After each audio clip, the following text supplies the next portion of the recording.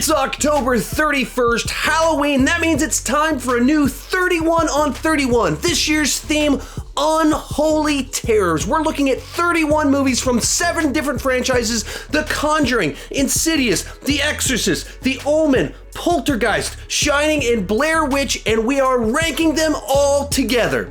So let's talk about it.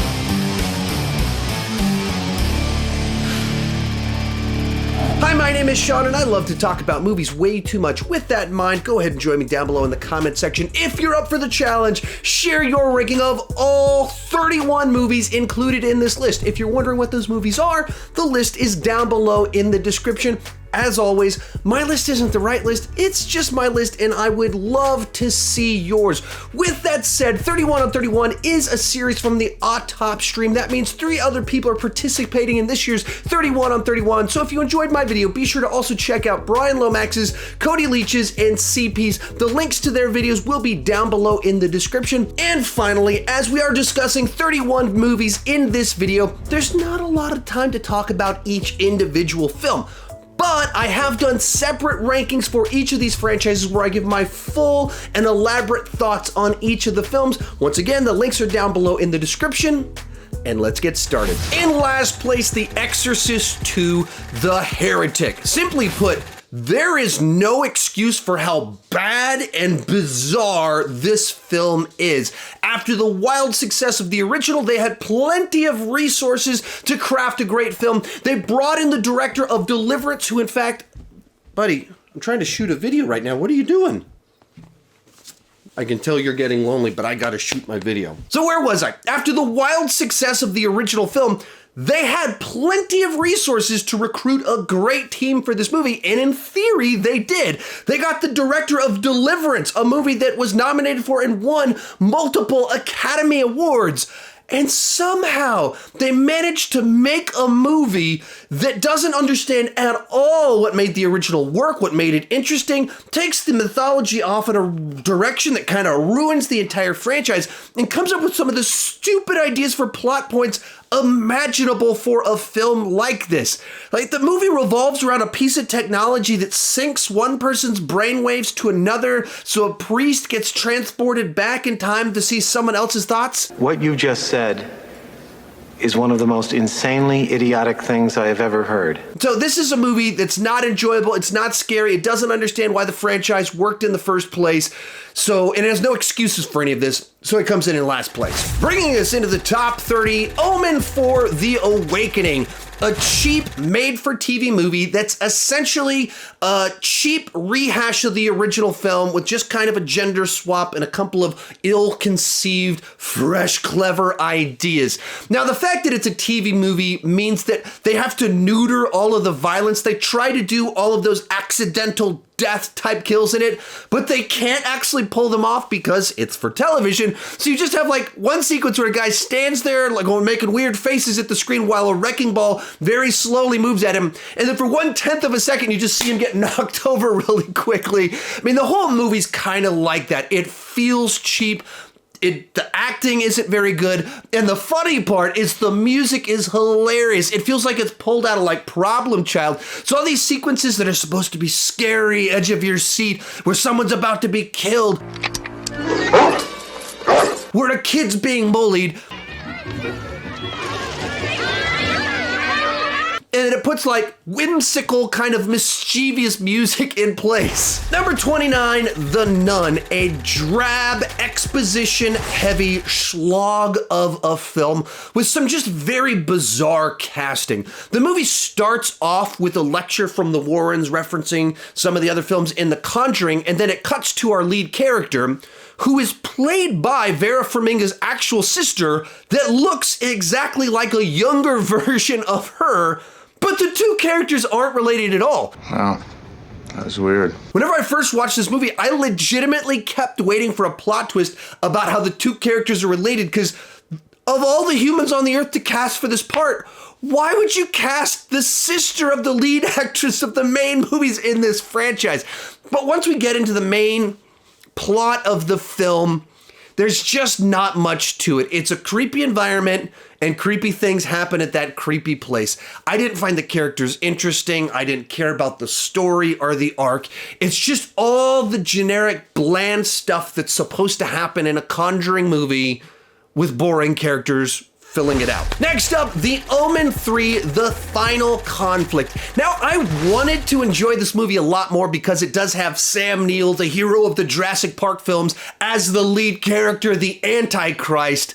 But this movie as a whole just feels like a bunch of wasted potential. Right off the bat, it kind of misses the kills that you expect from an Omen film and replaces it with like being a political thriller, and it's supposed to be intriguing, but when at the core of the film, we already know he's the Antichrist, he already knows the Antichrist, so we're just watching a villain kill people throughout the entire film. You disgust me. How can you live with yourself? It's just not all that compelling, and it doesn't build up the good side of maybe like Catholics battling against the Antichrist. We see the cult surrounding the Antichrist. So when we get to the big finale, and it tries to do this big swelling victorious moment as the Christ is born, as the returned Christ, it doesn't work because they didn't build up that payoff. So the intrigue is gone. All the fun stuff you like about the franchise, it's just watching a villain do bad stuff for 2 hours. 27, The Exorcist, The Beginning. Now, much like Joss Whedon's Justice League, this is an example of a time where a studio allowed one director to shoot a movie, and then they decided they didn't really like it, so they brought a second guy in to reshoot basically the entire film, this time with Rennie Harlan being the second director to come in, reshoot the movie. It has the same basic plot, same lead actor, and all the specifics and all the rest of the cast were totally new. Why? In and of itself, that's weird and frustrating, but more importantly, it feels like this movie doesn't understand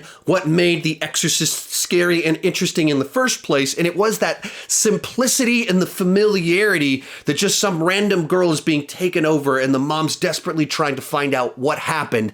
Here, we're off in an exotic location in the past, going to all these archaeological digs, and then weird things happen there, so it's very detached from any of our personal lives or any of our experiences. There's too many plot points going on with different factions at war and different backstories, and there's action set pieces going on and exorcism, so, hyenas eating kids and mystery intrigue, who's possessed.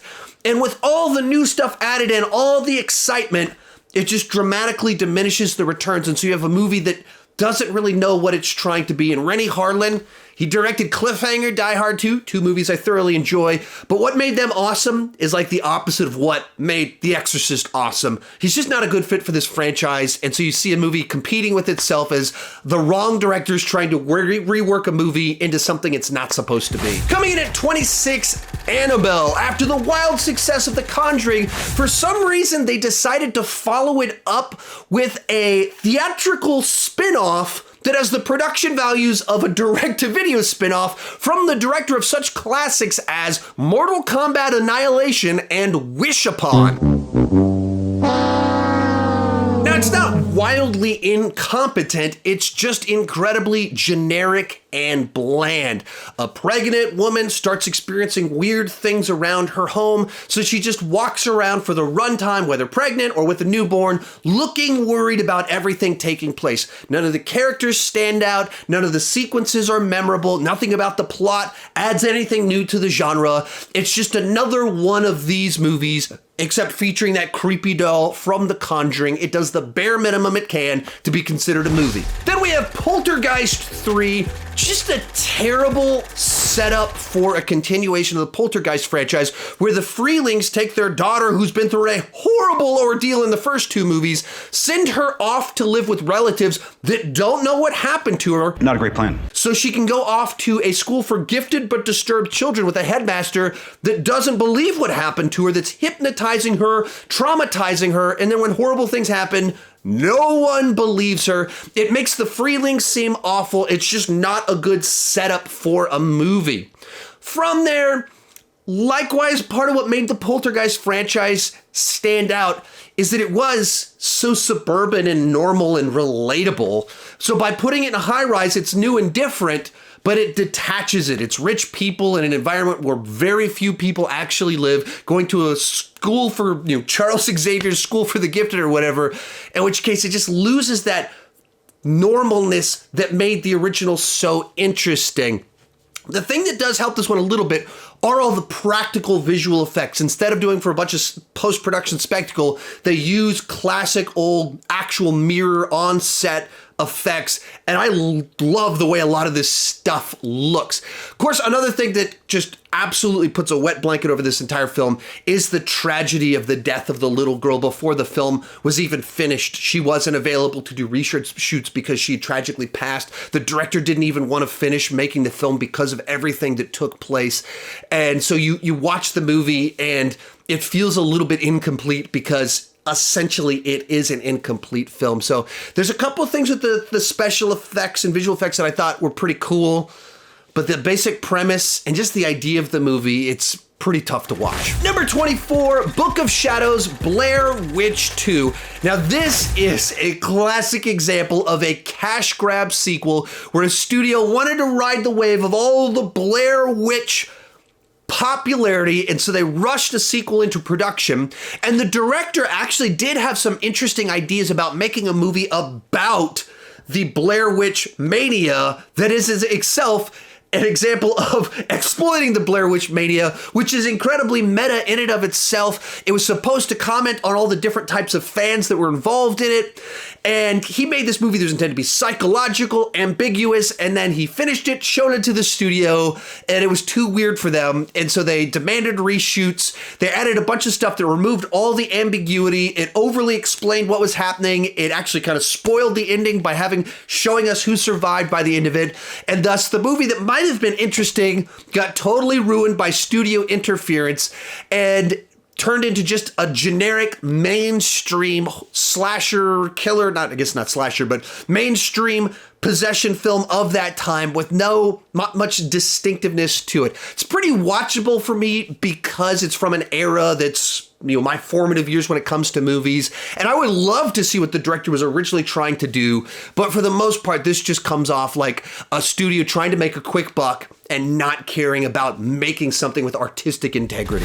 23, Insidious, The Last Key. Now, the idea of making an Insidious film that is told entirely from the perspective of the Elise character and giving us her backstory is not a bad idea for a way to continue this franchise. And in fact, a lot of the ideas present in this film about kind of her haunted past, her current family relationships, they're ideas that on paper are much better than they are in execution here. It feels a little bit like this is a first draft of a much better film, because the ideas of how the script and plot tie together, they're interesting if you just wrote them on a whiteboard in the planning process.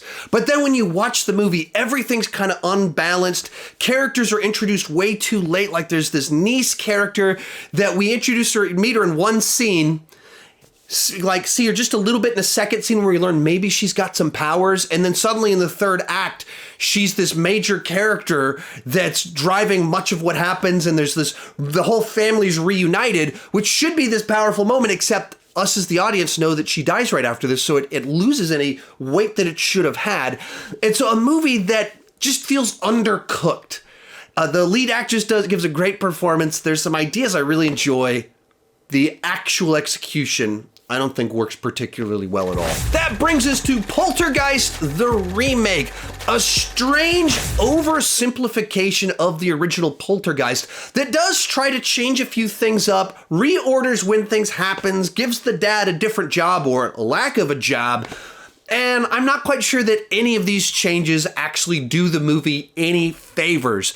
A big part of that is that the movie seems to rely on the audience's knowledge of the previous film for things to have weight and effect. And so it has Easter egg references to the original.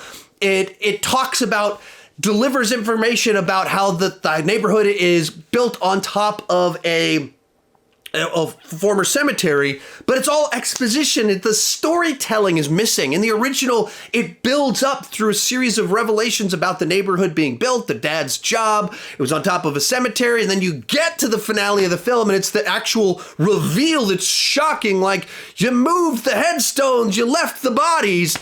That's a reveal in the movie. Here it's just exposition casually dropped as if it means anything, and it lacks that storytelling element to it. Add to it, like, there's an aversion to the weird, and so instead of the Tangina character, who's like this 4-foot tall woman wearing rock star sunglasses that's wanting people to talk to her on her knees, you bring in Jared Harris, who's a great actor, but he's playing kind of this boilerplate paranormal character. Like, there's nothing interesting about him at all, and so it just feels like a streamlined mainstream version of Poltergeist that loses all the charm. It's professional, it's watchable. Sam Rockwell is, of course, fun in the lead character, but for the most part, it just rings hollow. Number 21, Dominion, the prequel to The Exorcist. This is the other version, the original version of The Exorcist prequel, and I still think that this was the wrong direction to go with a Poltergeist continuation or a Poltergeist prequel, taking the Father Merrin character and like showing us what happened to him 25 years before The Exorcist. It's answering questions I wasn't asking, and it's simply not as engaging or interesting of an environment. But I do think this is a significantly better version of that story. A big part of that is that they actually show us what happened to him during World War II, so you understand the crisis of faith that he was having. It kind of cuts out all the gratuitous gore and action set pieces, and it leans into the fact that this is meant to be a character study, and so it does that properly. It's still dull, still not a movie I'm that interested in, but a better version of a movie I'm not that interested in. Kicking off our top 20, The Omen remake. Now, this is a movie that it's tough to know why it exists because it is a beat for beat, shot for shot remake of the original Omen. And so it has great source material. So if you haven't seen the original one, it's a slick production of a classic horror story. But to that point, it's essentially just a cover song. It is someone else playing a different person's song in cinematic form. And so it's entirely watchable. That's why it's not lower on this list. Like, I find this entirely watchable. I enjoy the cast that they brought in. Some of the production value is of course better here because of technology improvements, but it's a cover song. That's all it is. 19, The Curse of La Llorona, a pretty generic haunted house movie that's elevated only slightly because of a strong cast. For the first half of the movie, Linda Cardellini does the best she can to kind of hold the whole movie on her shoulders. She's great, but the material she's given, it's just another one of these movies about a house that's haunted. Lots of jump scares here and there. And the thing that kind of really saved it is in the second half of the movie when Raymond Cruz's character comes in. And I don't know if he just didn't care about his performance or he gave a perfectly straight-faced performance, but he delivers all these kind of one-liners, and I got a kick out of it. He said a bunch of stuff that was funny. He brings some life into it while kind of giving a lifeless performance, but it fits the character and it fits the moment just right. Ta-da! And so, essentially, because of his character in that second half, it probably moved this movie up about 5 spots on the list because otherwise it's just super generic and forgettable if you don't have him in it. Next up, Damien, The Omen II. Now, a decent enough rehash of the original with more of these accidental circumstance killings surrounding Damien, and those are effective enough at creating atmosphere and tension. It has the paranoia of the original. But I think because at this point in time, we know he's the Antichrist. And throughout the course of the movie, he learns that information as well. I think it removes that key ingredient of intrigue out of the formula that was so pivotal to making the original one work. And so here, it has its moments that are enjoyable, some cool deaths here and there. It builds out the mythology a little bit. But if I'm in the mood for the Omen, I'm a lot more likely to go for the original. Number 17, Insidious II. This feels like a talented writer and director doing the best they can after having written themselves into a bit of a corner at the end of the last film. The problem here is that we essentially know exactly where everything is headed from the very beginning of the story, because the last movie ended telling us exactly what happened to Patrick Wilson's character, so we're just waiting for that to play out. And you can tell they're trying to find a way to recapture all the elements that worked about the original one without actually having the flexibility with the story to be able to do that properly. So at times it's fun to see Patrick Wilson doing his Jack Torrance impression.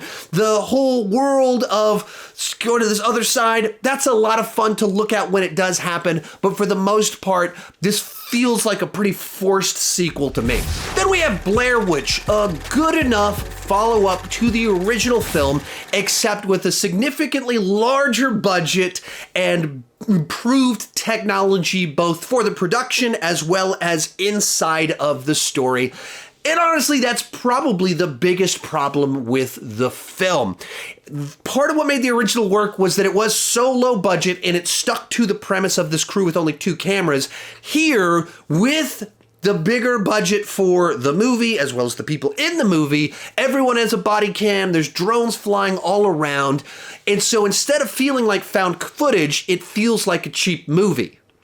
And it pulls you out of it a little bit more. The appeal of the found footage side to it, the ragged nature of it, is lost when anytime someone's scared, we have a close-up shot of their face. We have actual cinematic trickery going on. And so all the things that were done to try and amplify the experience actually diminish it. The basic premise, I think, works well enough. It makes sense the way they tried to bring in 21st century technology with GPS and things like that. But it was the technology and the more spectacle. You see the supernatural side being more front and center.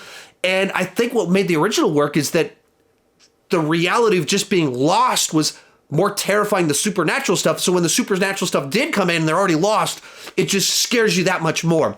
There's one sequence here that's really great, though, where a girl has to crawl through a hole in the dirt and she doesn't know where she's going and she's getting stuck.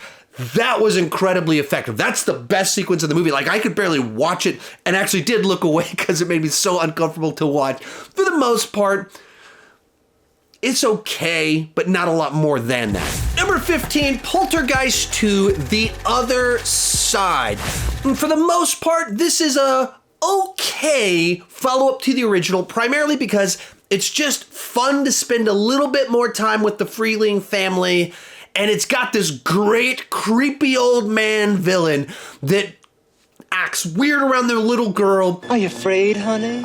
Well, why don't you come with me? And then as he starts to get crazier and weirder, it's terrifying to see that guy saying those specific things. You're gonna die in there! All of you! You are gonna die! As you kind of get into the plot, Lou, the problem is that the original film didn't exactly have like a ton of dangling plot threads that made it super obvious where things would go next. And so it just feels like they're trying to force more mythology out of it and pull something out that's not really there. So suddenly there's caves underneath their houses and the beast is back tracking them down. And it doesn't feel like it flows organically. Some of the scares, when you have a kid's braces attacking him to kill him, is more goofy than it is scary. And the stuff where they actually go to the other side, I mean, I guess it's nice to see that visualized, but sometimes things like that just look pretty ridiculous when you put them in a movie.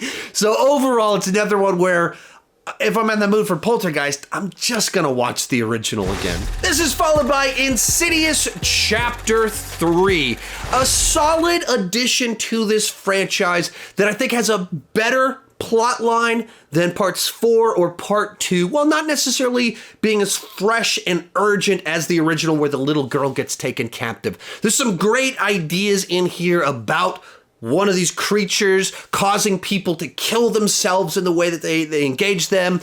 The plot about the girl, I think the idea of Elise as the character that is recurring throughout these movies makes more sense because she's the person that's had a life of adventures dealing with people. So it makes sense to kind of follow her and what she's done.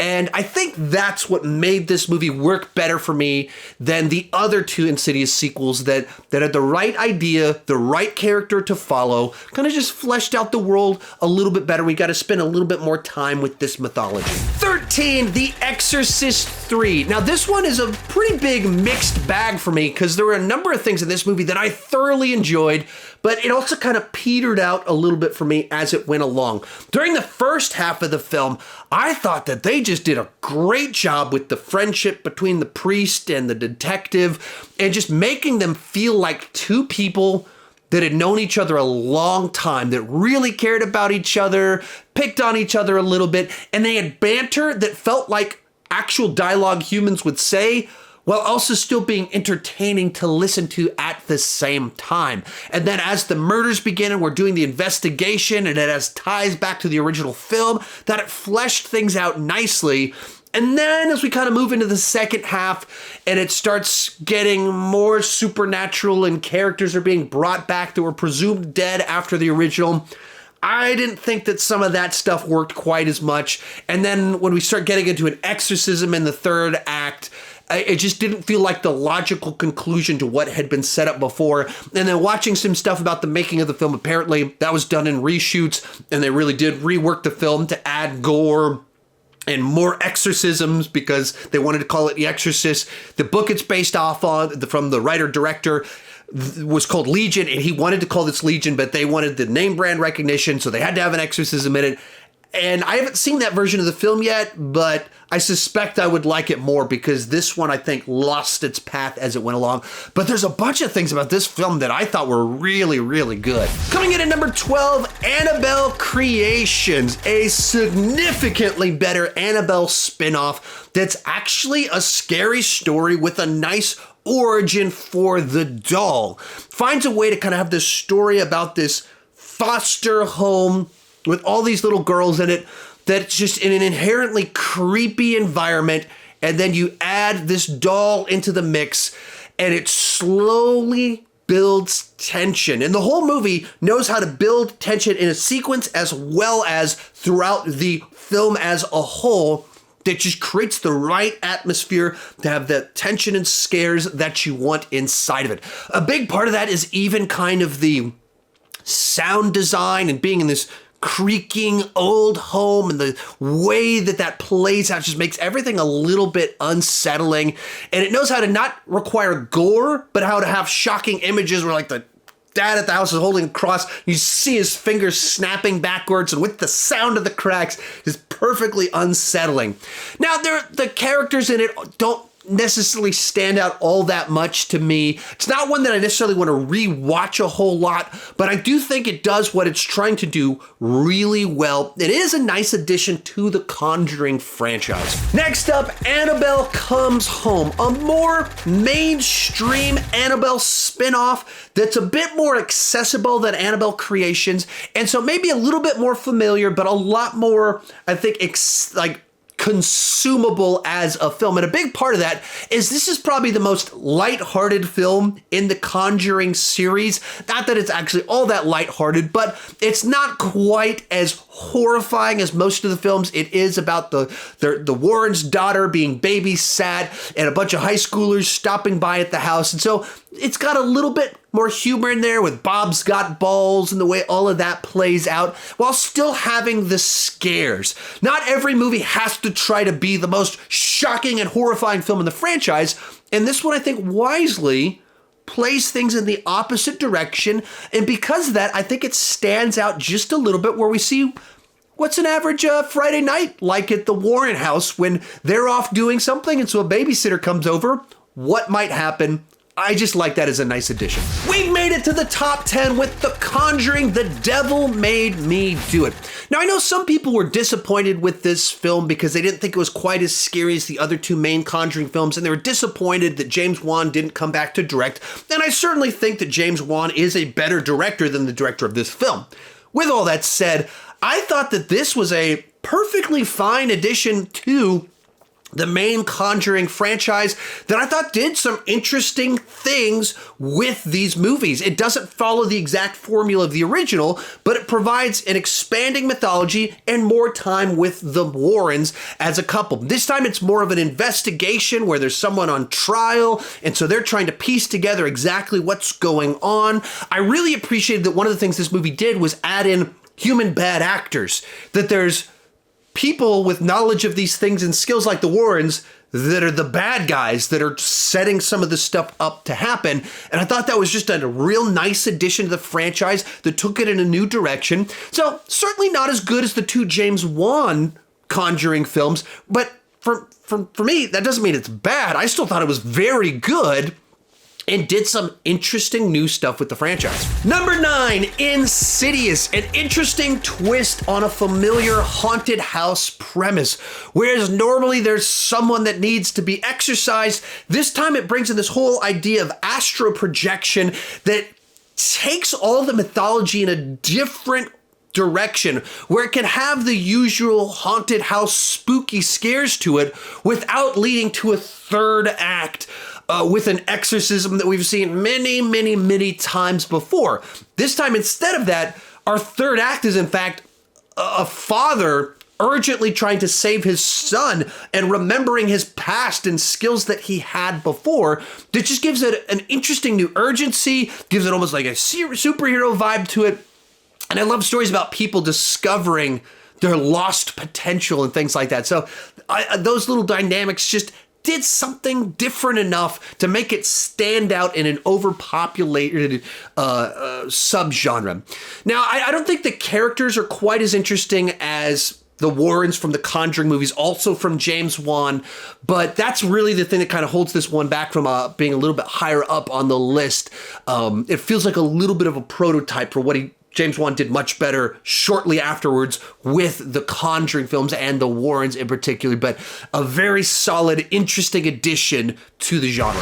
And that's followed by The Blair Witch Project, the movie that kick-started the found footage craze, the movie that cost pennies to make and made bazillions of dollars, some of that just through the simple marketing campaign of suggesting that maybe this really was found footage, and some people kind of bought into that just a little bit. But for me, what made this movie work when it came out and continue to work where so many found footage films don't succeed is that it actually sticks to the premise, which is people with cameras getting lost in the woods as spooky things start to take place. They have 2 cameras, a video camera and a 16mm film camera. And so our lead character isn't seen all that often in the film. You hear her voice a lot, but she's the one shooting other people, and it sticks to that. And then likewise, I believe the word is verisimilitude, where you make a story and you try and make the humans as grounded as possible. The setting is grounded, so when the supernatural stuff happens, you believe in the world. And this movie doesn't focus on the supernatural stuff. It focuses on the fact that people get lost in the woods. And that itself is terrifying, that they can't figure out how to get out of there. They don't have any way to contact the outside world, so they're getting more and more desperate. And as that's taking place, weirder and weirder stuff happen around them. So the scares come from something grounded and real that we can relate to. And the spice on top of it is the supernatural stuff with the actual Blair Witch. I think that's the secret to why this movie was so effective. It doesn't overplay its hand. It sticks to the concept. And it doesn't overstay its welcome. It knows that it's draining on the audience to watch something with no music, that's all handheld footage. And so it ends very early. It's a very short film that's effective at what it's going for. Number 7, Conjuring II. James Wan's Conjuring films are just some of the absolute best films of this genre because he just does such a great job of taking you back in time to the 70s when these stories are taking place, making the Warrens feel like real people that are totally normal when it comes to their personalities, but that have these fantastical, interesting jobs. And with the second film, he continues that idea, but adds in this extra element of the press and doubt. And would people believe them? Would people be trying to fake incidents to get the Warrens involved, just to get attention? How would the press respond to all of that? And it has all the scares, it has the mythology, the cool practical effects, while adding this extra layer to it of public perception. And so a great follow-up to the original with all the stuff that made that one work. Maybe not quite as fresh because it is round 2, but another great film from James Wan. Number 6, The Shining. Now, I know that for most people, this is potentially the greatest horror film of all time, their favorite horror film of all time, one of the absolute top films, and I fully respect all of that. But as I've said many times before on my channel, I'm not on the same wavelength as Stanley Kubrick. He designs films that have a lot of allegorical, symbolic messages inside of them, and I'm absolutely not wired for that type of storytelling. So I can watch this movie and enjoy it, and I can even more so watch this movie and respect what he did with it. But I would be lying if I said it was one of my favorites or that it resonated with me the same way that it resonates with a lot of you. With all that said, it's a movie where every single frame is jam-packed with ideas, symbolism, and intentionality, where Stanley Kubrick knew exactly what he wanted and would do take after take until he captured that exact moment in that exact frame that would continue this narrative that's intended to be like this dreamlike descent into madness. Here's Johnny. Where there's this lingering sense of doom. From the opening frame, you think, ooh, this doesn't feel good. This doesn't feel right. And then you continue down, further down this path. So where you're an hour into the movie, and by that point in time, you just see Jack Nicholson looking out a window, and it's terrifying just watching him because it's built this sense of danger, instability, and insanity and paranoia to it as well. And so as it moves into the third act and a bunch of insanity starts to take place, you just get the payoff of all that tension finally being released. So it's one that, to some extent, because I'm not on the same wavelength as other people, there's a bunch of things about it that do kind of frustrate me, like with Halloran just going to such great lengths to get there just to die instantly, and things, and then just the final payoff to it of him just sitting down and freezing, and it just cuts to shot of him frozen, doesn't entirely work for me in a sense. Like, I don't understand why that doesn't bother other people more so than it bothers me. So, but I fully respect it as a classic and understand somewhat where people are coming from, but the exploration of the deep meanings and stuff like that, that is just not my thing. In 5th place, Poltergeist. Now, I had never seen this movie until just a couple of weeks back. I don't know how I missed it. I don't know why I never saw it. It was always on my mind. I didn't intentionally not watch it. But for whatever reason, somehow I missed this classic Spielberg-produced, maybe secretly directed, and definitely written project. And I checked it out, and it lived up to all the hype. It really does, whether Spielberg directed it or not, feels like a Spielberg movie in its capturing of 80s suburban America and this family that slowly kind of descends into this world of their daughter being, or their house being possessed in some sense, and there's a playfulness to the way they respond to it, because that's, if you discovered something weird like that, most people start to play around with it a little bit. But then quickly their daughter gets taken, and you can see just the pain to it, and they don't know who to respond or how to respond, who to contact about all of this. And it slowly kind of takes them down this journey of trying to figure out how to get their daughter back and communicate with them. And it tells its story slowly, builds out the mythology of the neighborhood was built on top of a former cemetery. But they moved the cemetery. And then you get to the big finale, you realize, no, all they did was move the headstones. They left the bodies behind. Son of a bitch, you moved the cemetery, but you left the bodies, didn't you? And so it has the tension building to it. You have the payoff, but not the real ending, all leading to this big slam bang, crazy wild finale where bodies are coming out of the pool they're building and the house, in fact, implodes. But all of it is told with a very normal family in a very normal environment. And I think that's kind of what pulls it together, is they just feel like people that you would know that get taken on this wild adventure. And as normal as they are, the side characters they add in later on with the Tangina character, who is this over-the-top character, The Freelings ground it, and she adds the spice to make it interesting and stand out. And I think the movie just does such a great job of balancing the normal with the fantastical. People that feel familiar with people that feel totally crazy and abnormal. And that makes it interesting, but a believable story at the same time. In fourth place, The Exorcist, the movie that for the longest time has been widely regarded as the scariest movie ever made. And to this day, it is still the standard by which all possession movies are judged. And rewatching this film, it's still one of the most shocking films ever put to film, where it's the choices that it made were ballsy back then, but they're just as ballsy today, where they have this little girl saying horrible things, taking a cross and doing horrible things with it, and trying to seduce grown men while being this demon person.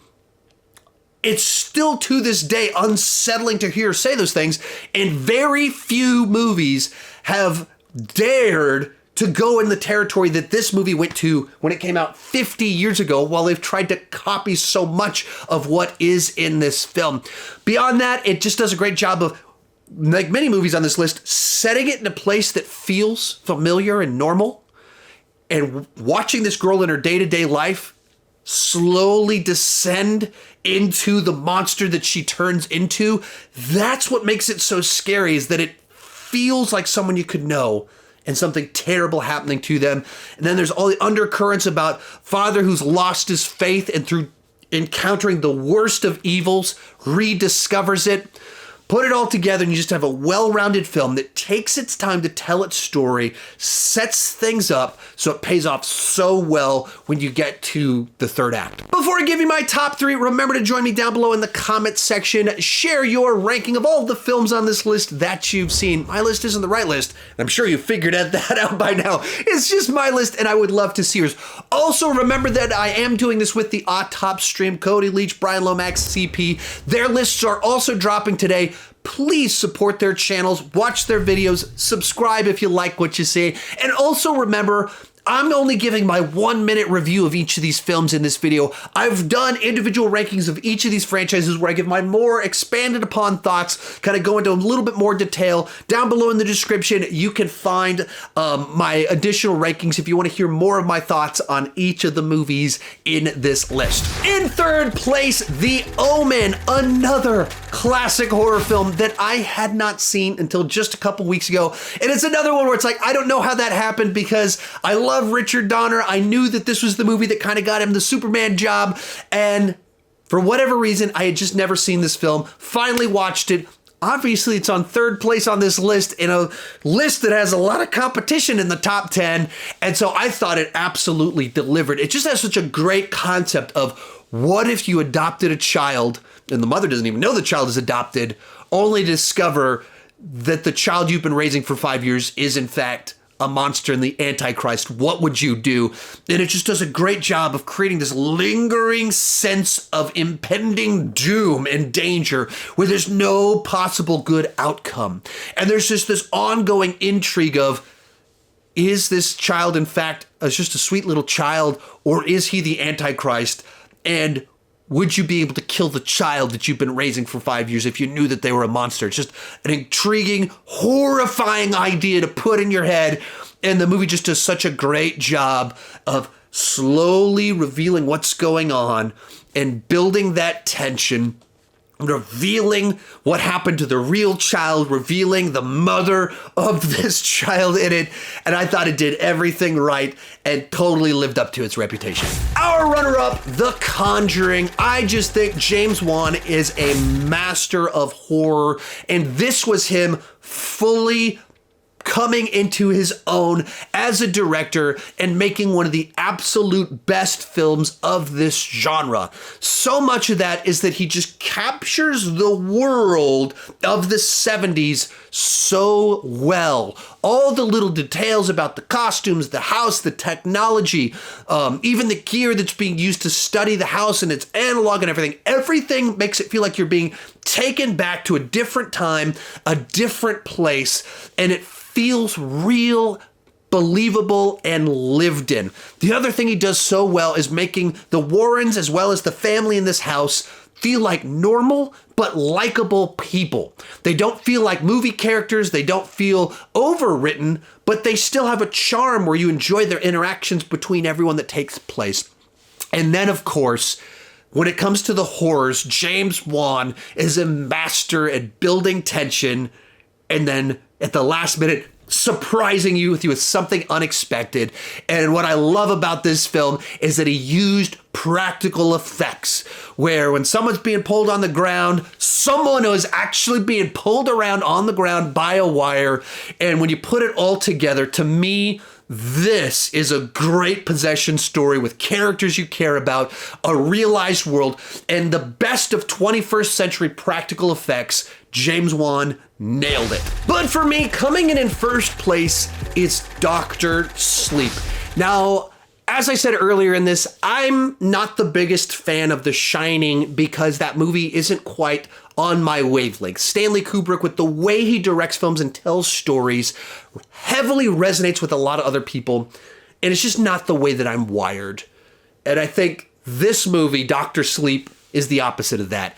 It takes that same world, that same set of characters, that same mythology, but tells a story that's on my wavelength, that's the type of story that I like being told, and deals with themes that resonate with me personally.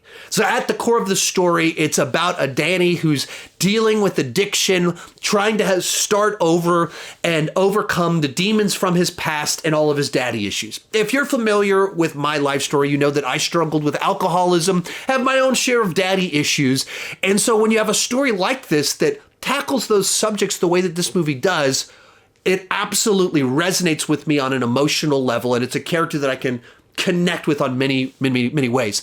Add to that, the nature of the story is more plot driven than The Shining. There's a lot more involved with all these different kind of groups taking place, the relationship with Danny and Abra, and their efforts to try and stop these people. And Danny is the reluctant hero that's finally choosing to embrace his past, embrace the shining that he has, and be the guide to someone else the way that Halloran was for him. And for me, those types of stories of the reluctant hero deciding to step up and do the right thing, it's a little bit like a comic book movie, a little bit like a superhero story, except it's a horror movie from the mind of Stephen King and directed from a horror master, Mike Flanagan. And so it hits all the right notes for me. It touches me on an emotional level because of the journey that Danny is on and everything that he goes through. It has the villains that you find despicable, but they're still intriguing to watch them when they are on screen, but you want them to pay. It has the payoff. It has the sacrifices. The battle against evil has heroes dying in the process. I think it just does everything right. And rewatching it this past week, I liked it way more than I liked it the first time. And the first time, I thought it was great. And that's a good sign. And so after watching all 31 of these movies this past year, Dr. Sleep comes in at number 1. Thank you so much for tuning in. If you enjoyed this video, be sure to tune into the other videos from the Autopstream, Cody Leach, CP, Brian Lomax. Their links are down below. If you want my further thoughts on each of these movies, be sure to check out those links down below of my individual rankings of these franchises. I have talked about all of them in more detail than I was able to in this video. Thank you so much for watching, and keep talking movies too much.